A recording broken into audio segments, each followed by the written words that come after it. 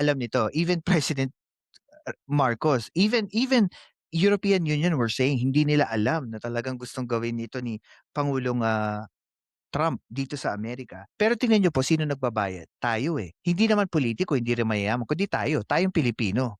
'Di ba, na kumakayod araw-araw. Which is dito sa mundong tayong lahat ay konektado sa isa't isa, ang problema ng ibang bansa, eh, nagiging problema na kaya kapag tumaas ang presyo ng langis, lahat halos tataas, pati blood pressure mo tataas. Kaya ang tanong na lang dito and gusto ko po iwan sa inyo mga listeners, hanggang kailan kaya kakayanin ng Pilipino? And that's the sad reality. Yes, we have a culture na kapagka maliit ang kulambo hindi, ano ba yun? Ano ba yung saying na kapag maikli ang kumot, matutong yun.